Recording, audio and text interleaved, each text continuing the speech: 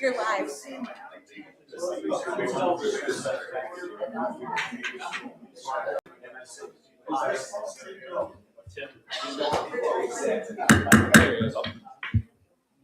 It's 6 o'clock. We'll call to order the committee of the whole meeting for Tuesday, January 27th, 2026. And I see Pastor Steve is with us. Figured I had no time to go and sit down, so I just stay standing for a moment. Let's pray together. Lord Jesus, I thank you for this committee, for the hard work that they do. As I drive around Geneseo and I see even all the work projects that are going on, it all indicates that this is a team that does not kick the can down the road. They make hard decisions, things that make life here in Geneseo even better than it's been. And so I pray that you would continue to give them wisdom, and Lord, that the people of Geneseo will understand what a treasure we have in this council.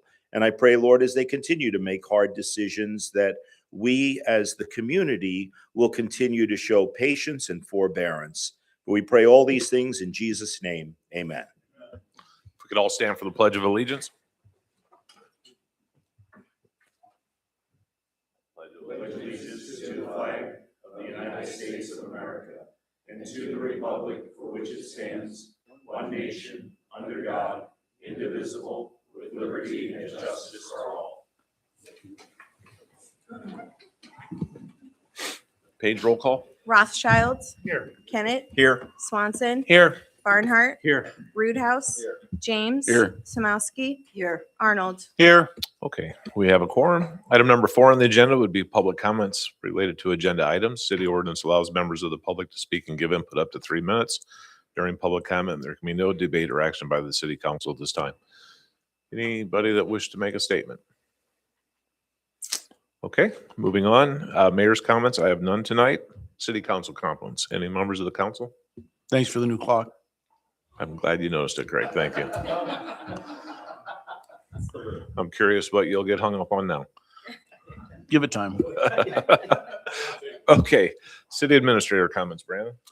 Yeah, I'd just like to wish our esteemed electrical director, Erica, happy birthday today. Thanks for skipping your birthday dinner to be with us. Yeah, that's it. Okay, moving on. Item number 8 would be administration. 8.1 would be the phosphorus removal facility engineering agreement and loan program ordinance. Okay, so we have Terry here from Donahue with us tonight, who has a presentation on the phosphorus removal project at the wastewater treatment plant.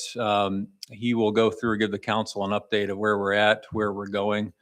You may recall in the many previous discussions on this, that this is an EPA mandate by 2030 that we have to comply with. So we also have on the agenda consideration of a loan ordinance for this project tonight, along with the Donahue contract for the engineering that's planned for this year in 2026. We'll turn it over to you, Terry. All right, well, thank you very much. Did you want this or did you want me to do it? I can do it if you don't mind. Yep, absolutely. I'll press the wrong button and shut down the whole system. Hopefully not. See, I was prescient. Do we know which one will advance the slides? It should do it with that. Try the down button over there. Terry, just curious, like, where does the phosphorus come from? Enter button, did it? Yeah. From the, wait for the Phosphorus comes from your wastewater. So we need phosphorus in our biology, so we excrete it. So that's the normal course of things. 4 to 6 milligrams a liter of phosphorus will come down the pipes just from normal human waste. So then you have potential fertilizer, you have potential industries, you have other forms of phosphorus that could be coming down the pipes as well. So I know we've talked about it, but I'm like, I have no idea where this stuff. well, you are a source. Isn't that Your fault, Mark. Sometimes a big guy, I get more phosphorus. All right, we already went off the rails. Anyway. So just a quick overview of your wastewater treatment plant. As you all may recall, we did the new Headworks project, so that has been up and running here for a while. The flow kind of goes through to the primary clarifiers right now, and then to the rock media trickling filter. So the primary clarifiers remove a little bit of the organic load and about half of the suspended solids load that come into the plant. The trickling filter, the rock media trickling filter, takes care of the biological oxygen demand. So that's the BOD, that's the organic strength. Probably in the early days, you only had a BOD limit for the plant, and at some later time, they added the plastic media trickling filter. So what that takes care of is the ammonia. So those two processes take care of BOD and ammonia. It goes into those aeration tanks. It gets accumulated in a little bit better, spot to go to the final clarifiers and then get settled out. Also, the old dewatering building, we did refurbish that on the last project to put in chemical feed systems for chlorination and dechlorination, as well as a new dewatering unit. So just that, and then the influent structure, which used to be your headworks, is now a diversion structure. Most of the time, the flow goes over to the new headworks, and in heavy rain events, some of the flow will overflow and go into the storm pump station and go to the lagoon. So that's kind of a quick overview of the wastewater plant. So as someone mentioned, we do have a new requirement in the permit that by 2030, we need to get down to 0.5 milligrams per liter of phosphorus in the system. This was a requirement that there were 3 timelines in the permit: 2025, 2030, or 2035. So we kind of all talked about this, and we decided 2030 would be the time frame. It kind of moved the goalpost down a little bit for us to spread out the projects. So right now, you're only required to monitor by 2030. You've got to meet that 0.5, and that is it's a complicated statistical term. It's a 12-month rolling geometric mean. The geometric mean just lets you squash the outliers. The geometric mean just takes the kind of the outliers on that and makes it easier to stay within that 0.5 parameter. So it was something that agencies and municipalities negotiated a number of years ago to make it more straightforward to go to biological phosphorus removal without having to require chemical backup. And so that's the goal here, is to be able to do that without a whole extra unit process and a chemical cost as well. So right now, your trickling filters, they cannot do biological phosphorus removal. We need a new system and a new setup to do that. Your rock filter, your plastic media filter, all those things are 1980s or earlier components. So they're due for an upgrade. So what we're looking at is a new oxidation ditch. We'll have some pictures of this in a minute, and a selector structure. So this will replace the trickling filter and the aeration tanks. There'll be selector zones. So those zones are designed to make an anaerobic environment that promote the growth of phosphate accumulating organisms. So that's what we're going for to get biological phosphorus removal done. So we've got multiple zone structures to provide a lot of flexibility. And we're going to do this without using the primary clarifier. So we're going to decommission those, make one less unit process for wastewater staff. In the course of doing this, we'll replace the RAS and WAS pumps. So RAS just means return activated sludge. WAS just means waste activated sludge. So we'll replace those pumps with 3 new pumps. The final clarifier mechanisms, we'll replace those as well. Again, those are aged components, and we want to bring everything up to kind of a common age and time frame, so that you're not in the middle of all this, the next 5 years replacing those. So we'll take care of all that right now. Replace the plant water system, and then we'll either remove or just abandon the trickling filters, aeration tanks, and primary clarifiers. And we'll talk about the options there going forward. This is just the overflow of the treatment scheme. I won't go into a lot of detail on this. Just to give you a sense of how we organize our design process, we have a pretty detailed methodology we follow. This helps us keep first things first principles in mind. Where that orange box is, we have done the preliminary engineering part of this. So we have what we call a preliminary design report completed and into Chad for review. And then from here, we'll be finalizing the design with the final design contract. So this is just a graphical figure of where the new headworks is, and then where the new oxidation ditch will go, and the new selector zones up in that grassy area to the east of the primary clarifiers. And then the hatched components are the components we would envision either removing if the budget allows, or abandoning in place if the budget doesn't allow. So selector structure. So this is what the wastewater will come into first. So no more primary clarifiers. The headworks will pump right to here. We kind of show with the red arrows the kind of flow path through the structure. The goal here is that they will be anaerobic or anoxic selectors, which just means we don't add any air. And we get very negative conditions, what we consider anaerobic. They won't be anaerobic in the sense that they smell. They're anaerobic in the sense that oxidation reduction potential is measured very, very low. So what that does, it creates a microbiology environment for the bugs. And the bugs actually in there, they release phosphorus, and then they get hungry for phosphorus when they get into the aerated zone in the ditch. And they take up about 4 to 5 to 6 times more phosphorus than they normally would. So that's how we do biologically enhanced phosphorus removal. So in here, there'll be, mixers. We're working with plant staff to make sure everything's easily accessible and, convenient for the operators. The oxidation ditch itself consists of these 3 rings. And so the idea is the flow comes into this outer ring, kind of makes its way around. Those kind of disc-looking things in the middle, those are rotors that rotate around. They're about a foot into the wastewater matrix, and they impart air into it. They also impart some velocity, and the ditch, kind of moves around in a circle. There's openings from ring to ring to ring, so it gradually makes its way into the center ring, and on the far right where that circle is in the very center, it goes through that pipe and then out to the upper right up there. And that will take it all the way to the final clarifiers then. So it's a very effective treatment system. A lot of communities have adopted this form of treatment.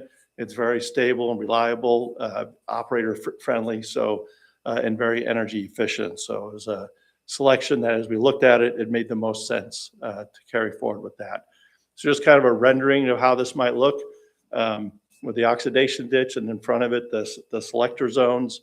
And then on the other, just kind of another view of it, that structure here at the lower part, that's where the flow will come out and then head over to the final clarifiers. So this is where the aeration tanks are right now. These aeration tanks take the flow from the rock trickling filter, from the plastic media filter, comes back into here with some of the return activated sludge from the clarifiers right now. And the whole point of this is a small detention time just to make the sludge settle better in the final clarifiers. We won't need that anymore. So we'll have that all being done in the oxidation ditch and the selectors. We wanted to take that pipe that comes in from the right all the way around to the channel. You can't see it, it's kind of off the picture here. There's significant electrical utilities in the way. So what we found is a pathway that we can go through existing channels and reuse existing infrastructure to make our path over to the final clarifiers without having to relocate major electrical duct banks at the plant. So kind of a creative way that one of my engineers found. And then what we'll be doing is just filling the old structure with, granular material, concreting over. It'll just be a nice flat slab out there. So the building that's associated with it that has blowers in it, we'll keep that and reuse that. We'll probably use that as an automation and control center to help power all the controls that are going to go on the second part of the plant. So that'll be a convenient place to put that equipment. Final clarifiers will be replacing the mechanisms. So this is where what we call the mixed liquor. It's the activated sludge bugs that come over here.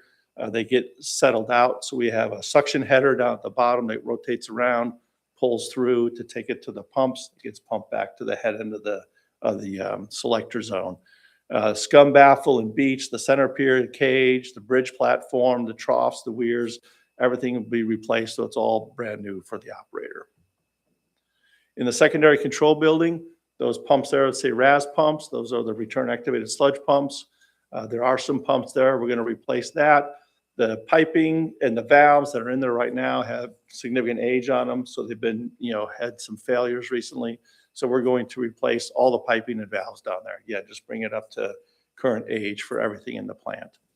The water system being replaced, and then we have a valve structure. We're going to use the pumps. Actually, we won't have a separate dedicated waste activated sludge pump anymore. We will use the RAS pumps to pump the flow. We'll just have a control valve to control waste activated sludge out of the system. In the control building itself, where the digesters are and in the basement, the primary sludge right now comes over and connects in. Since we're going to take those tanks offline, we'll disconnect that piping, we'll cap it off. We'll provide some flushing points for the operator to be able to flush lines and just keep them clear of accumulated solids. So just as far as the overall schedule, kind of where we're at in October, we submitted the facility plan to IEPA. What we're working on now is to get what we call project plan approval or facility plan approval. Kind of the next step in the process is we'll be getting either a categorical exclusion, and that's what the agency says. The environmental impacts are so minimal that we don't need to do anything else. They'll just give us an exclusion from any further review. That could happen. I think they're aiming for what's called the PED. That's a preliminary environmental impact determination, which comes with the public hearings. We have to do a public hearing at that point. That should be sometime here in February.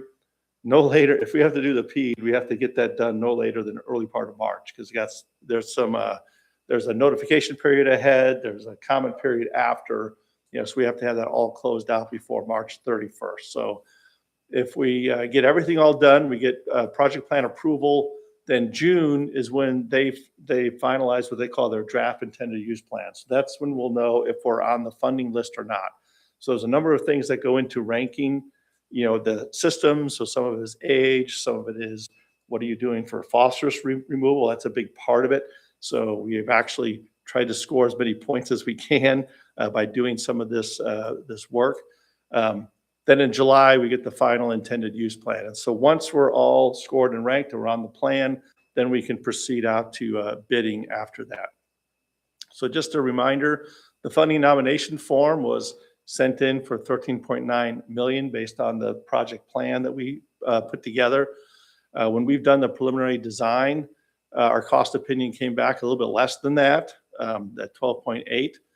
And so that includes the demolition of the trickling filters, the primary clarifiers. So some of the things we can look to do is maybe value engineer and remove those demolition from the scope. And we can do alternates during bidding, and we can right size the funding and make sure that we're not exceeding your budget expectations. You do qualify for loan forgiveness up to 30%. We put the little asterisk there because that's the current scoring mechanism. We don't know how they're going to score necessarily this next round, but it looks like you would qualify for about $3.8 million of loan forgiveness, bringing your total loan to just under $9 million. So that's the hope. We always have to qualify that. That's not a guarantee. You qualify for it based on ranking and scoring. It might be 30%. They might say we have enough funds left for 20%. It just depends on where they get to with that. So, but your interest rate is pretty favorable, 1.62%.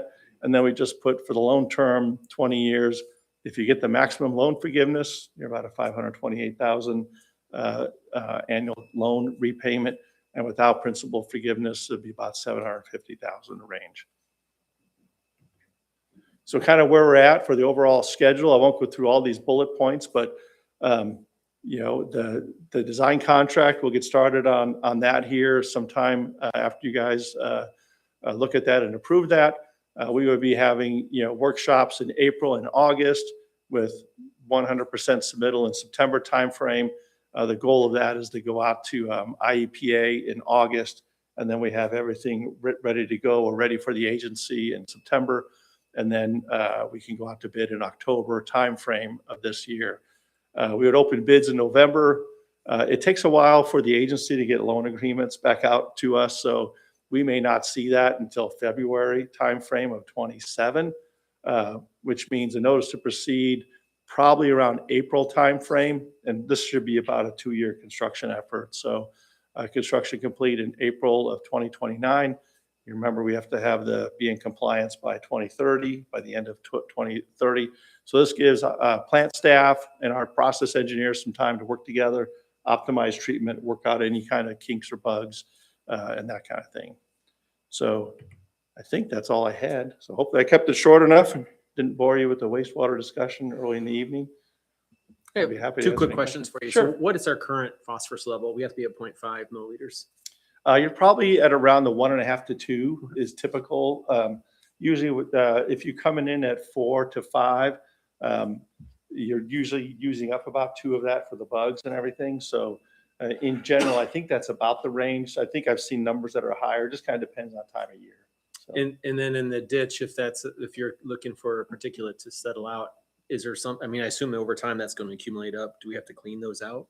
that's why we gave a lot of flexibility at taking individual rings out of service and keeping the other rings in service. Yeah, because over time you will want to clean those out. You know, just, you're right. There's stuff that comes through that's not going to get settled out anywhere else. So Cool, thank you. So question I have is, we spent 11 million not too long ago. What of that are we keeping? you're keeping all of that. Okay, so that all stays. We're just adding another 12 million to it? Yep. Yep.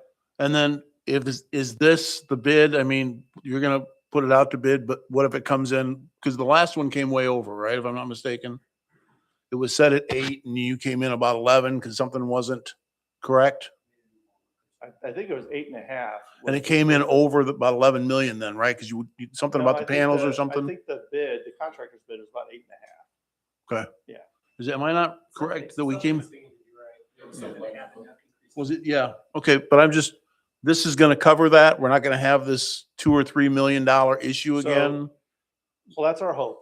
You know, that's why. we Okay, but went this through- is what you do. Yeah, this is why. we So went I'm through- hoping that this is right. Yeah. I mean, at this point, we have not added any additional scope, you know, so we're just focusing on the oxidation ditch, the selector zone, and the peripheral improvements to make the plant, you know, work. So we have some options with the demolition costs that if we think that those come in too high, we can maybe pull those out and just leave those structures as abandoned in place. So we're trying to leave some additional flexibility there. But Yeah. the plan you're putting in, it's not like somebody's going to come back and say, no, that's not right. You got to add this to and add that to it. This is, okay. No, at this point, you know, the regulations are where they are in your permit. So new permits are going to come with new things in the future. I mean, there's going to be PFAS stuff to worry about in the future. You know, right now, we're just in the stage with the agencies to be monitoring that, with no requirement for removal yet. A lot of it will be source reduction, and to make sure if stuff's coming in, say, from landfill leachate or other places, what can we do to reduce that?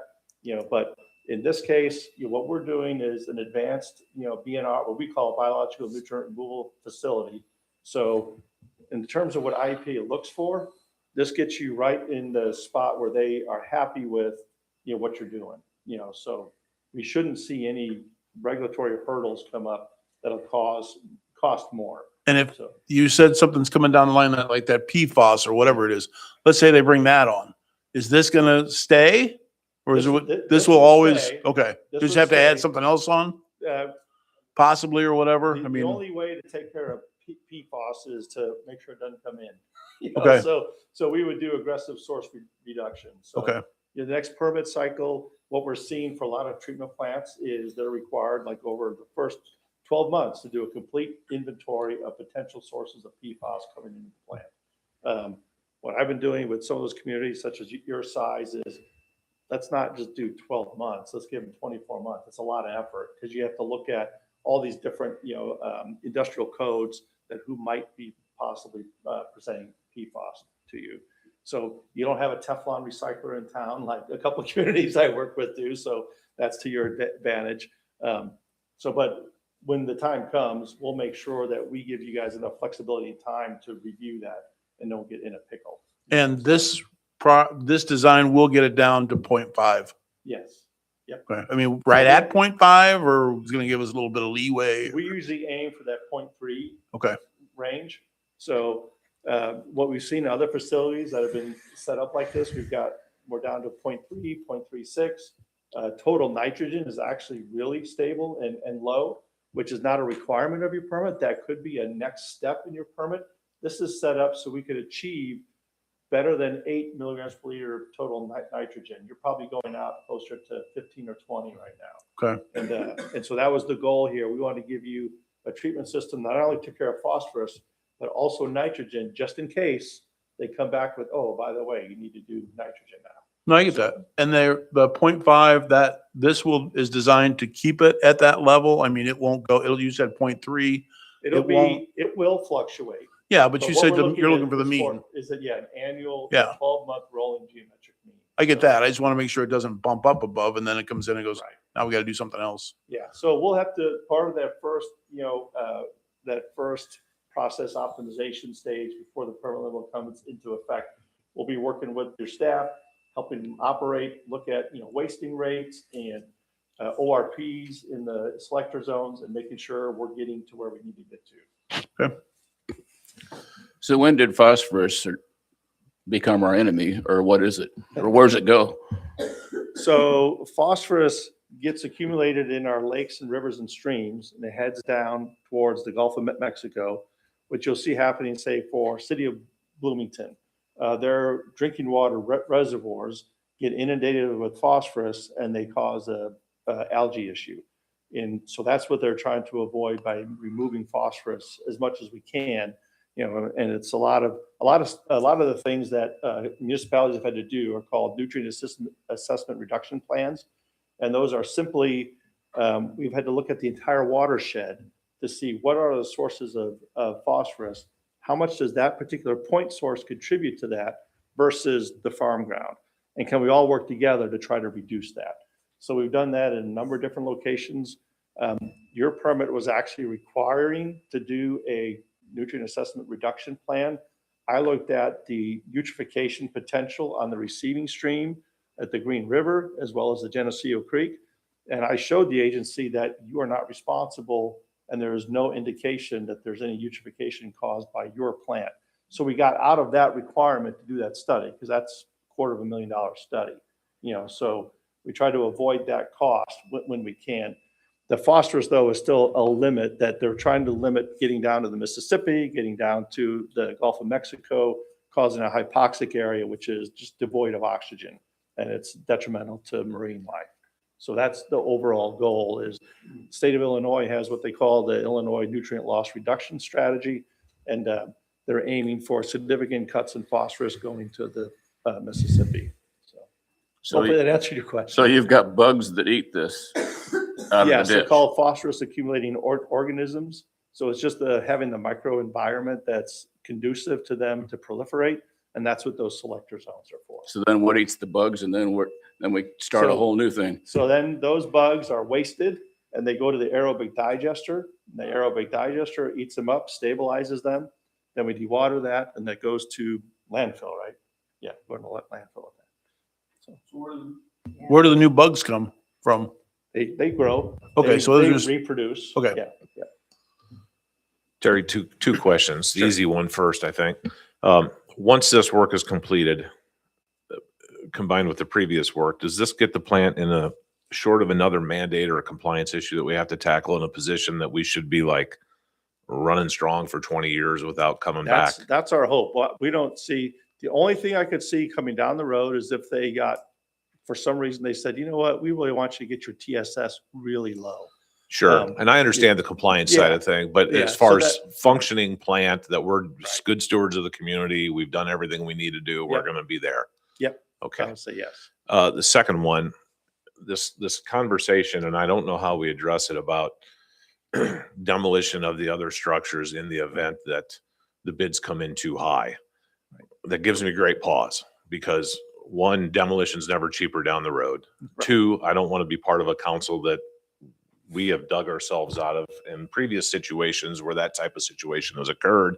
And then 15 years later, another council's dealing with now having to include demolition of those structures so they can proceed with some other type of Right. growth of the plant. Right. Is there a way to get a better handle on that number combined with the actual structural work that's going to occur to know that we're going to be in a better position? Yeah. Because like what I foresee happening is if it comes in too high, then we come back and then the council's got one or two options because at that point the loan is submitted, if I understand correctly.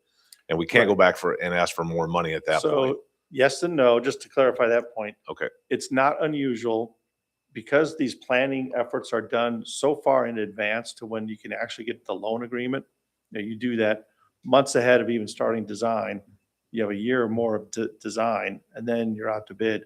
Or sometimes the planning studies sit for a couple of years before, you might miss a funding cycle, for whatever reason, it doesn't get scored or ranked. So you go to the next funding cycle.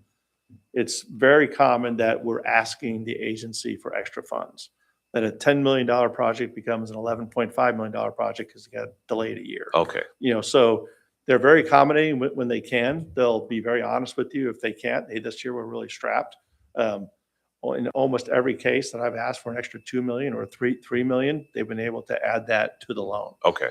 So it's just a matter of being open and honest with them. And we try to be open and honest with you when we're identifying the potential risks that will impact costs. Sure. We want to come back to you early and frequently and make sure we're talking about it. So you have fewer surprises. Yeah. And the boiling tar. So we do is have a not- means to deal with that. in Yes. The overall Yep. scheme of things. Because I think everybody on the council would like to see this completed and not Yep. have structures that just continue to dilapidate down there because Right. we couldn't afford to remove them. So what are towns like in 4,000 to 5,000 people? You drive by and their treatment plants are almost non-existent. How do they cope with this? Say that again. Sorry. The smaller towns, let's say Cambridge, Atkinson, what do? They don't have that kind of money. Yeah, I mean, it's a challenge. I have some communities that are, 200 people. They have a treatment plant that was designed and put in place in 1937. And it's been working fine until now it's not, and it's time to replace it. And what we were hoping is a $2 million or $2.5 million project is now almost a $4 million project just because time it takes to go through the process, for them. So in their cases, a lot of it has been value engineering or doing, in their case, they're not going to have, because they're so small, they won't have and depending on the receiving stream, they won't have a phosphorus limit, but they'll have an ammonia limit that they can't meet. So we're putting in a lagoon system or something to make it very simple for them to treat. With the possibility in the future, you might have to do this and this and this to expand. So it's a challenge. I will say in my industry right now, for the last year plus, or even maybe couple, wastewater treatment projects are being let all over our region all the time. So, I mean, we're not the only community in this that's dealing with some type of compliance or update to their wastewater. There are hot projects right now. Right. But ours is actually a really good treatment plant compared to most towns around us. Yeah, I would agree with that. Yeah, I've seen a lot of very. Craig, did you have another question? Yeah, so you just said that sometimes if it comes back and it's not right, the price is gonna go up again? No, we're talking about. I just want to make sure I'm clear I here. was singling out the discussion of in the event the bids came back high, including a demolition cost, that would be a conversation to have. And my fear was the conversation of wanting to meet our budget goal and being like, well, we'll just leave them because I don't think that's good for any of us. No, I agree with that. Yeah. So my question was, is there a way that we could go back and look at, I was worried the loan was locked in at that dollar amount. Right. So, Yeah. And I mean, the agency will tell you, yes, that's your amount, but, almost every time you go back and say bids are a little different, whatever, they usually come back. Yeah. And come through with additional loan funds. So then that bid of 12 million is not correct? well, it's an estimate. It's No, that's our estimate at Yeah. the preliminary design stage. So. So And when that it goes up and includes- prices go up next year, then it's gonna go higher then again? That Well, that- includes the demolition costs. I mean, do we have it figured in that costs are gonna go up, whatever the percentage is industry wide? We have a 30% contingency on that preliminary design cost. Which So we means keep what? a high contingency on it until we know and get closer and closer as we develop more and more details of the design. Yeah, this bid, I mean, according to the timeline, as long as we stay current, will be bid this calendar year, Right. really in essence within, 8 months or so Right. approximately. So, Even though the construction doesn't take place for 2 more years or whatever, it takes 2 years to complete It the takes construction. 2 years to build it. correct. Yeah, but that takes product that we Well, don't but buy that- it all right away this But year. that's on the construction company at Right. that time. That's Right. their risk analysis they do when they produce that bid is what their costs are gonna go up or what materials they can buy now at this rate. And they Yeah, but assume that's my those risks. concern is once they get a bid in and they take that bid, they're stuck on it, whether their costs go up or not. That's correct. They got to Yep. build it. Yep. That's correct. Okay. I just want to make sure. Kent, did you have something? Yeah, you said early on, I think you said cleaner air. So with this process, anybody who's been around a treatment plant in the summer, early morning when it's hot and humid and dewy, and in the evening, there is a smell. Will this kind of clean that up a little bit? I mean, you can tell at that end of town when you're driving by that there's a treatment facility in the place. And those people that live around there, I don't think we've ever had any complaints. They're just probably so used to it. But I mean, if you're not used to it and you drive by, it's there. And I think you used the word cleaner air early on. Yeah, so what I was referring to was the selector zones. Even though we call them anaerobic, they won't have that anaerobic smell that you could have. So what you're smelling now is the primary clarifiers, the flow comes in, that is overflowing weirs. That's where the H2S that has accumulated in the collection system, it will be some of it in the sludge in the bottom of those primary clarifiers. As they come over the weirs, that gets released to the atmosphere. And so that H2S, that rotten egg smell, is what you'll smell primarily from the primary clarifier process. If the aerobic digesters get sour, you could have a smell there, but those are usually continuously aerated. Sometimes we advise turning air off for different reasons. That's to buy back some alkalinity, which can help the process. But usually most small operators are just going to keep running the air all the time in the aerobic digesters. Unless there's a failure or a mechanical issue or break in a line, then you could have a sour smelling digester, until that gets fixed. So, but overall, I think that odor should be reduced. Once we're in a pure activated sludge system, that's one of the advantages that other communities have seen of going away from any primary clarifiers is to avoid some of that smell that the community has to endure.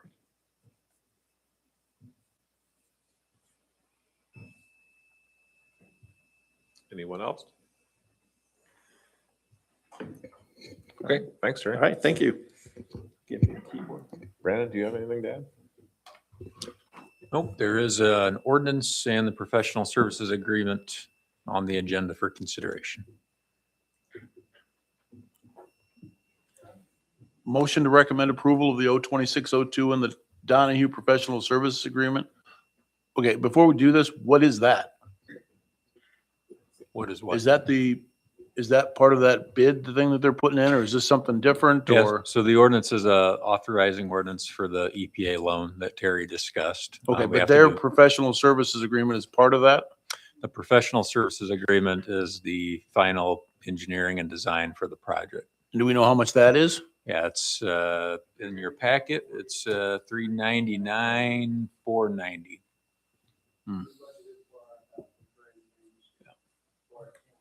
And that's the whole project? This is construction design and bidding process. Okay. Construction engineering, construction administration, inspection. Project actually starts. So we pay somebody to design it, then we pay somebody to build it, and then when that has to be inspected as well? And that's for every project that we do, I'm assuming? That's $400,000? Our design and to get all the bid documents done and all the loan paperwork is $399,490. And that's what we budgeted for? We budgeted $400,000 for this year. Motion to recommend approval of 02602 and the Donahue Professional Services Agreement at the City Council meeting and to place on the consent agenda. Motion by Arnold, I'll second. second by Barnhart. Roll call. Rothschild, Yes. Kennett, Abstain. Swanson, Yes. Barnhart, Yes. Roothouse, James. Yes. Samowski, Yes. Arnold. Yeah, I guess we have to. Okay. Motion carries. 8.2 under administration would be the resolution R-26-03, the agreement with the Humane Society. All right, this is the proposed amendment to the agreement with the Humane Society. It's continuing what we've previously done with the Humane Society. What we do with them and have done in the past is $4,500 a year of utility credits in exchange for their services for animal intake that the city, our police department is required to do. So I know the last time we talked about this, I don't remember when it was, a long time ago. Yeah, we were doing about 50, the police department was doing about 50%. Is that about the same as what they're doing now? Or has that changed? 50% of, They said their budget was a certain amount and we were doing about 50%. So we were covering about 50% of that. It kind of went line in line. Is that kind of where we're at or? Casey, No, not their total budget? Yeah. I'm not sure exactly what they're done. No, I mean, the number of services that we provide for them as far as the animals they take in. It was like 50% or something like that when we did the last one, I think. Are we, I got your animal, no, there's no way. I don't have that information tonight, but I can get it for you. Do we don't have any idea. Is it down? Is it up? Do we know? Well, I don't know. Okay. I mean, animal intake in general is way up this year. The Humane Society, right? So pretty cool. Motion I- to recommend approval of R-2603 to the city council meeting to place on the consent agenda. Motion by Arnold, Second. second by Rothschild. Roll call. Arnold,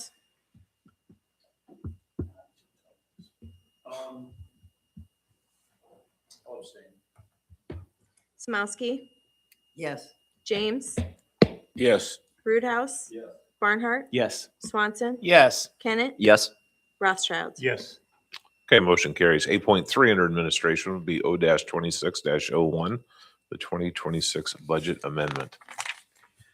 okay, this is a budget amendment ordinance that we introduced in the last meeting discussion on.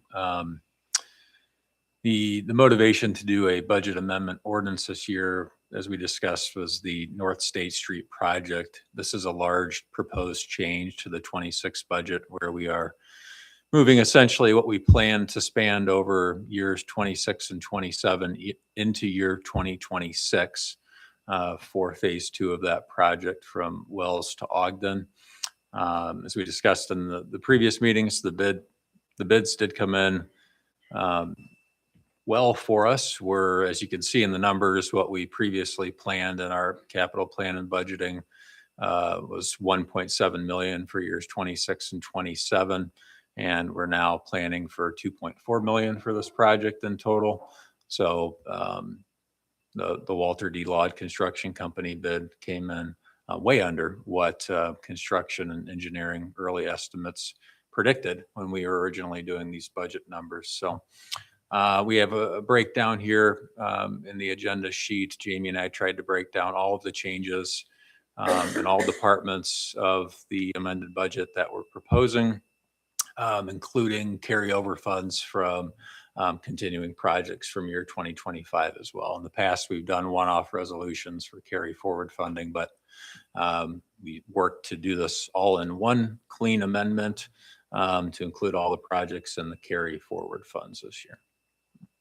So by moving this up, we're actually saving $1 million. Over. Yeah. It's just, we're front loading it all Yeah. to 26 now. It's all local funds. It's money that's in Yeah. the accounts right now that was planned to be spent. So. Okay, I got a question. Okay. So if we budgeted, okay, so now we have to put out the 2 million for whatever. But we already budgeted 1,736,000. To me, we only have to move around 708,000 to come up with 2 million for, I mean, if you already planned for 1736,800 and we got to put out 2,444,000, the difference, I mean, That's the total. you were already going to you already budgeted 1,736,800. So to pay for it, you only need to move around 708 to come up with 244. So I mean, I played with these numbers. And I apologize. I don't understand. Okay. Which parts do you want us to break down? I'd like somebody to go through all of it. Are you just saying that you'd like to see us say we're increasing it by 740, whereas it looks like we're increasing it by 244? That's the No, total. you I know, already but I'm just- budgeted 1,736,800. Right, so this is the new budget, not how much it's increasing. This is the new budget. No, this says original plan budgetary spending. Right. 1,736,800. So basically what we're gonna do is the old budget numbers for that 1.7 million are now changing to the proposed number. So we're not keeping the proposed and the old budget numbers. We're just changing them to reflect that project as a whole. And then we won't have it on next year's budget, correct? Yeah, so So it's not a million. that we 7 from budgeted. next year to this year. Right, plus all of these. This is just the new number replacing the old number in the budget. So it is the increase of the 700 that you're coming up with. 736. Yeah, well, Yeah. yeah. I would say you stated it correctly, Paul. Yeah, well, there's a whole lot of numbers that, are weird. I mean, I don't know if you could explain it. Like, I tried to do the math. Okay, I had a problem. Like you go underwater.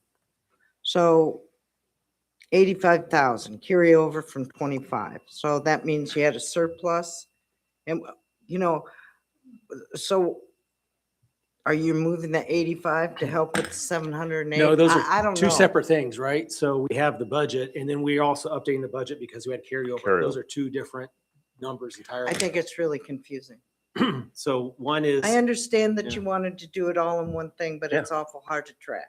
Right, so the top part is for the combining everything, and then underwater, wastewater, those are all carryovers from 25 into 26.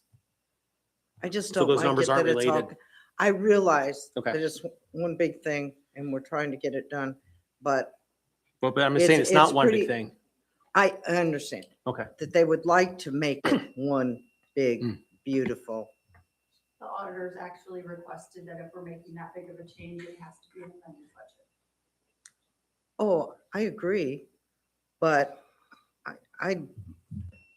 it's hard to track these numbers, which ones are moving here, which is doing, I don't know. I tried.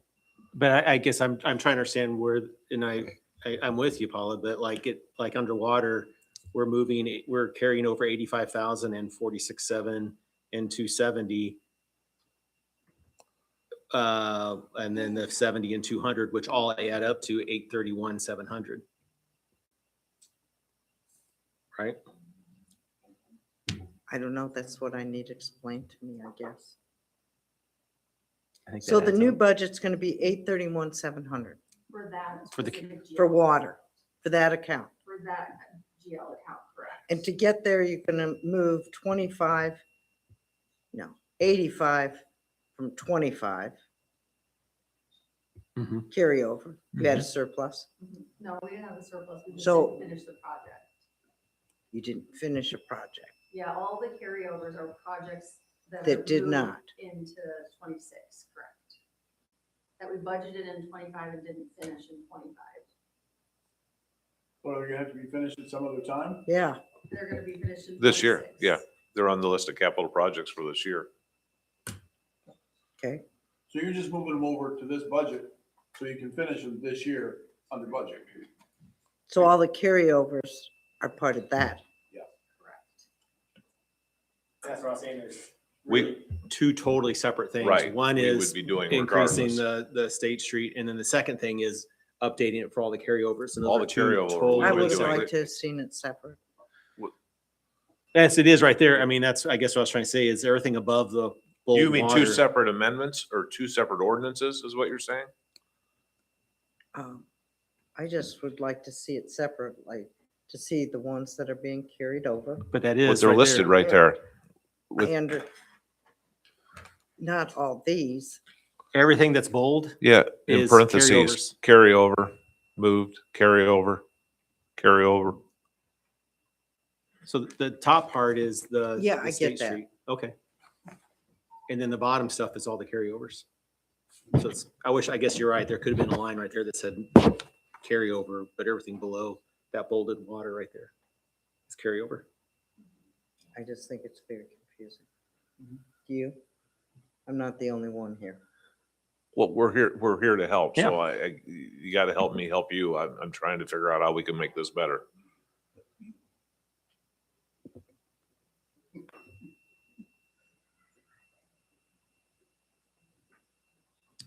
Well, I'd just like to see it separate. I would like to see, I'd love to see all the different carryovers. Boom, just there. Then I'd like to see, yeah. I mean, You have the budget attached? Yeah, the new budget book's attached as well. yeah, Yeah. I realize that. I Yeah. got that too. It has it highlighted too for what numbers changed from the old budget. And so I have them separated by color. The orange is the adding of the State Street project. And then I believe I used pink, that's just carryover. It includes like the carryover funds for projects we didn't finish. What's the yellow? The yellow is because we transfer from general fund into street, and so that amount had to change. So like it shows here, these are carryover projects that electric did not finish in 25 that we're gonna roll into 26 to finish them. But the budget has to show that. Correct.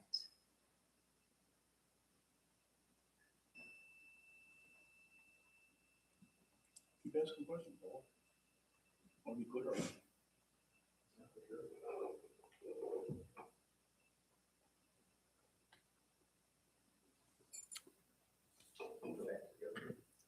It's like to the top.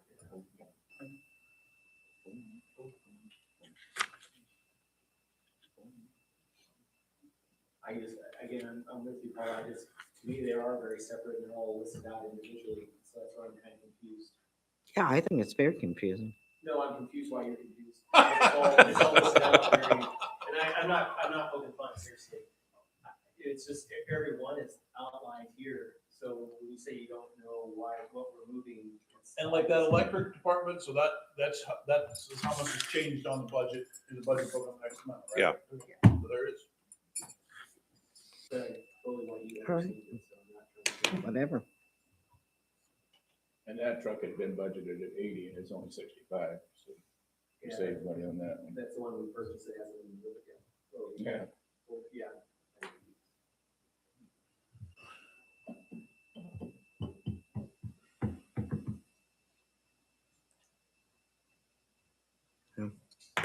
Whatever. I'm gonna abstain. You want? I'm not making any motion until you do it. No. Mm. Guess I'll put it down so it makes sense to me. You shouldn't vote on it until it makes sense. I told you, I'm not going to. Motion to recommend approval of 02601 to the special city council meeting. Motion by Arnold, Second. second by Swanson. Roll call. Rothschild, Yes. Kennett, Yes. Swanson, Yes. Barnhart, Yes. Roothouse, Yes. James, Yes. Samowski, Abstain. Arnold. Yes. Okay, motion carries. 8.4 under administration will be the Chicago Exchange Pedestrian Connection Project. Okay, in 2025, we embarked upon this pedestrian project on Chicago and Exchange Street. We had IMEG do design for us on, the conversation originally started on potentially doing a shared use path. You guys might remember we had Lauren prepare some renderings and some concepts that would put a shared use path on Chicago Street. As we got into that design work and his proposals, we quickly realized that the state would require a raised median. And so we pivoted to looking at just pedestrian sidewalk connection. And this was all around the premise of there being no sidewalk on either side of the street on Chicago or part of Exchange Street. Chicago, we're talking about the area all the way from Exchange to Wells. There's no sidewalk or shared use path or anything, and that's really the a main area there that was lacking the sidewalk. So in 2025, we proceeded with doing Exchange Street and then put off the Chicago Street component until a future budget year. So we are looking at doing the Chicago Street run. This would be on the east side of Chicago Street from Exchange to Wells this year. We did get the engineering estimate. This is for final survey, topo, and bidding services from IMEG, which is in front of you here, and then a final estimated cost. We won't know, of course. Hopefully things go favorably again when it goes out to bid, but the engineer estimate on construction is 149 for, this is a much longer section. I think it's about what, Chad, 1,800 feet. Compared to Exchange was a much smaller section that we did. So that's what we have before you tonight for pedestrian I have a sidewalk. question real quick. Since Edwards, they have the heavy trucks going over and they would be going over portions of the sidewalk. Is there a stronger mix of concrete that they would put in those areas? Or is just regular old concrete going to be just fine? Over the sidewalk? Yeah, and in other words, the sidewalk, there's going to be a lot of heavy trucks going over them. So in that area, do you thicken up the concrete mix to make it stronger for heavy? So I wish we, I guess, had a map attachment. That's on the this east is- side. You come, there'll be a crosswalk going across the street. So the street concrete won't be replaced there. You'll cross in a crosswalk path to get to the east side, and then you'll be on the pedestrian sidewalk, which will not experience any vehicle traffic on it. Okay. It'd be up off the curb in the right of way like traditional sidewalks. My question may be kind of silly, but since I think a lot of that is either agricultural, who's going to plow the sidewalks? Because it's not in front of a house. Well, that's been a problem in the other locations in town, hasn't it, Chad? I was just thinking about it because, That's a I very think good some is question. pasture And they're not in the city. and they're not in the city. Brett, very good question. It's a valid thing that we'll have to address. What's that? Yeah. It's kind of the same situation as South Stewart Street, yeah. Yeah. Yeah. And your sidewalks are 4 inches thick, and then when they cross a driveway, they're 6 inches thick. For traffic. But we do have very good citizens that are usually good stewards of their surrounding property, so we can hope for the best. But what if they don't? What if you don't? All of a sudden you We don't do the have. same thing we do now. We maintain several sidewalks, don't we, Chad? Then we become the good stewards of the community. I'm just asking, relax. No, just letting you know that we do our best to do our part where we need to pick up the slack along the way.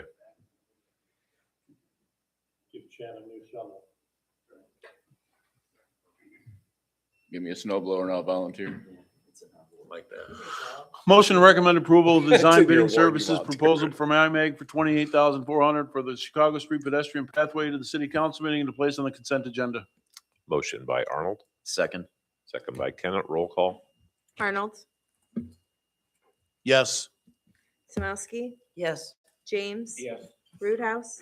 Barnhart, Yes. Swanson, Yes. Kennett, Yes. Rothschild. Yes. Okay, motion carries. 8.5 under administration would be the JFECC and City of Geneseo TIF proposal discussion.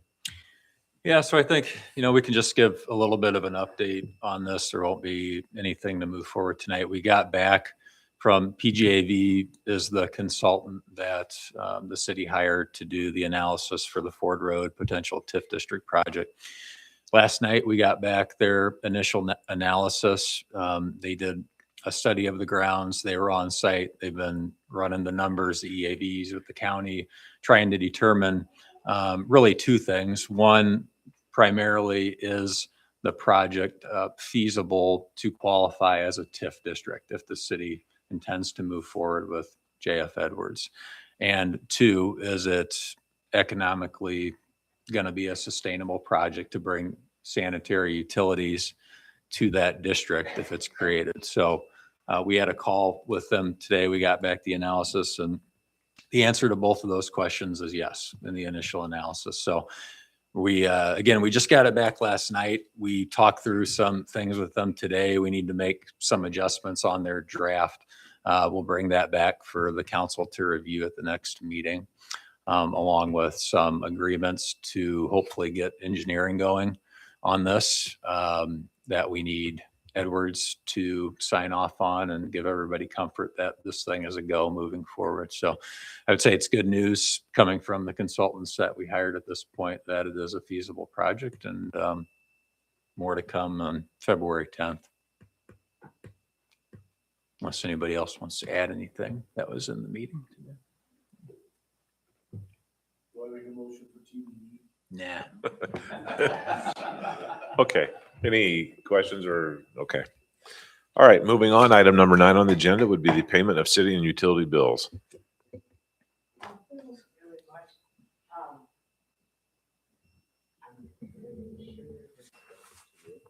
Motorola Solution, $27,000. Body cameras and squad cameras. I know. I mean, I'm not saying anything, I just thought, wow. And then I imagine that the dark browns goes with this. Glass specialty, yeah. Just going to the squad car. Is that for the plant? Glass specialty. Power plant. Oh, yeah. The windows, I'm sorry. That's right, I'm sorry. That's about it. Motion to approve the bills as presented. Motion by Arnold, Second. second by Swanson. Roll call. Rothschild, Yes. Kennett. Yes. Swanson. Yes. Barnhart. Yes. Roothouse. James. Yes. Samowski. Yes. Arnold. Yes. Okay, motion carries. Item number 10 would be public comment related to all the other items. City ordinance allows members of the public to speak and give input up to 3 minutes. During public comment, there can be no debate or action by the city council at this time. I guess it's Ann or Pastor Steve time. I just got one quick thing. Just wanted to reiterate the offer. We've put together our God's Hammers ministry and got a team now of about 7, 8 men, all of them very skilled, all of them itching for opportunities to bless the city of Geneseo. So I know we've talked about the possibility of expanding some trailways over at Prairie Park, but if there are some projects that come along where you feel like you need a little bit of help to come alongside the city, we would love to be able to identify some projects and be a blessing to the city. We feel blessed to be a part of Geneseo. We want to be a blessing to this community. Thank you.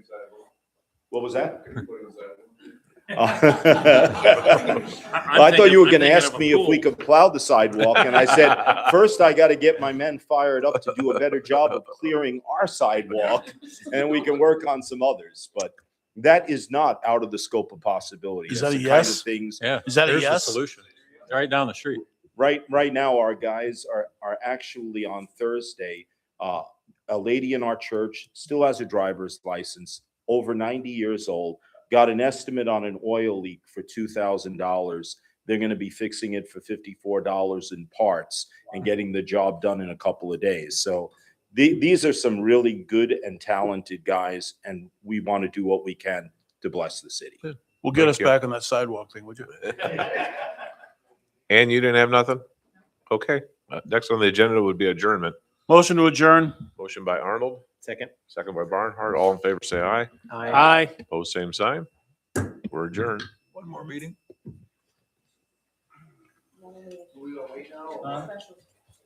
No, sir. What is a bidding phase service, Brandon?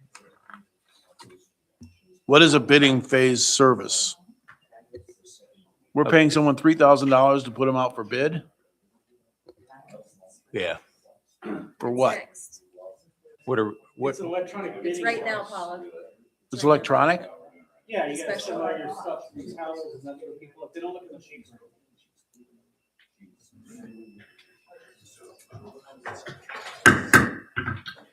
We'll call to order the special city council meeting immediately following the conclusion of the committee of the whole meeting for Tuesday, January 27th, 2026. Page roll call. Rothschild. Here. Kennett. Here. Swanson. Here. Barnhart. Here. Roothouse. James. Here. Samowski. Here. Arnold. Here. Okay, we have a quorum.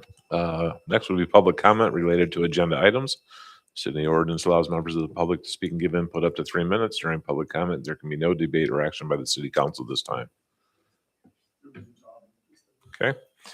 Moving on, item number 3 under administration would be 3.1. It would be the Dixon Engineering Agreement for the North Water Tower rehabilitation. So items move forward from the last meeting that we had for the amendment for Dixon on the North Water Tower. We are working with Dixon right now on coordinating with the contractor and Dixon on setting up this project, talking about the best coating system, the best paints, the best design for the tower. And that's an active conversation to make sure that we get the best results for Geneseo while still operating within the project budget.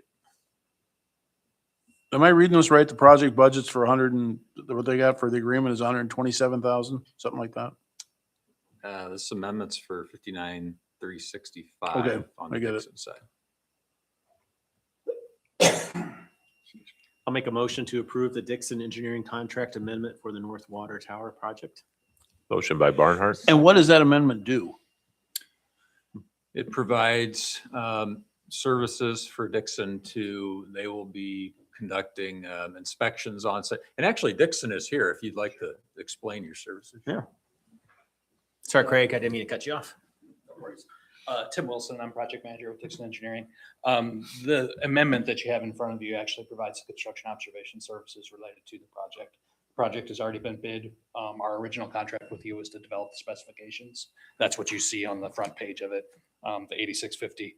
The adjusted agreement amount is the 59,365. This amendment amount is 59,365.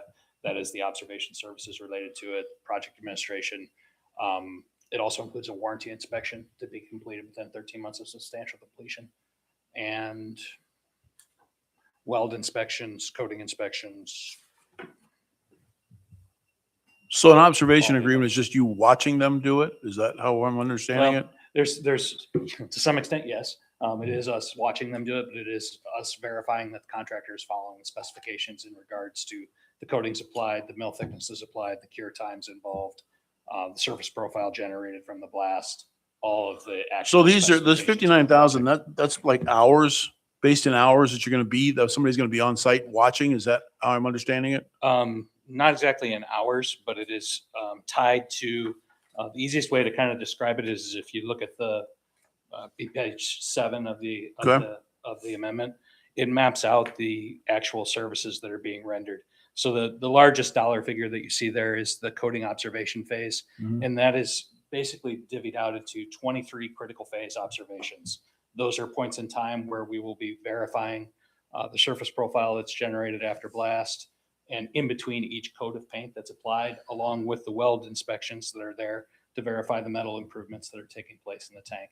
It's not really a hard and fast per hour type of a fee, but it is a number of units that's based on the number of days that we anticipate the contractor should take to complete those phases of the project. So the number of units is days? Is that how I'm reading it? It can loosely be interpreted as days, yes, So a month, roughly. 30 days. Yep. And this is one person? Or is this several? The person, it's a couple of different people, but the weld observations are performed, the coating observations are performed. Those are basically the same person. The coating observation senior staff is a separate person. The project administration is separate. The pre-construction meeting is myself. The coating observation senior staff is likely myself. The warranty observation will be completed later. That will be a separate crew that's here to perform that inspection. Okay. Thanks. Okay, so there was a motion by Barnhart, correct? Second. Second by Arnold. That was me. It was That's Rothschild. Oh, Rothschild. Okay, roll call. He's got it. Rothschild. Yes. Kennett. Abstain. Swanson. Yes. Barnhart. Yes. Roothouse. James. Yes. Samowski. Yes. Arnold. No. Okay, motion carries. 3.2 under administration would be the Freedom Barricade Services LLC redevelopment and economic incentive agreement. All right. Also move forward for second reading at this meeting and hopeful passage. This is the RDA proposal with Freedom Barricade Services that we've talked about. They are redeveloping the building on Route 6, the old car dealership, bringing their Freedom Barricade business into town. This redevelopment agreement provides TIF assistance under the TIF Act in the form of utility reimbursements and TIF increment rebates over the life of the TIF, which is about 5.5 more years from the time this starts.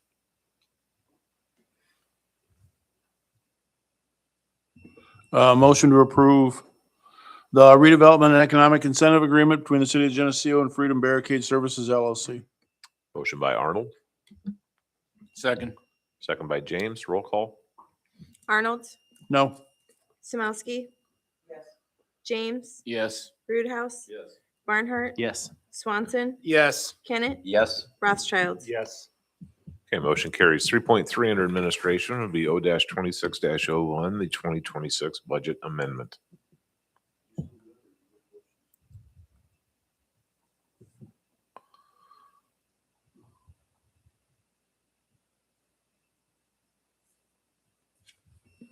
Motion to approve O-2601. Motion by Arnold, I'll second. second by Barnhart. Roll call. Rothschild. Yes. Kennett. Yes. Swanson. Yes. Barnhart. Yes. Roothouse. Yes.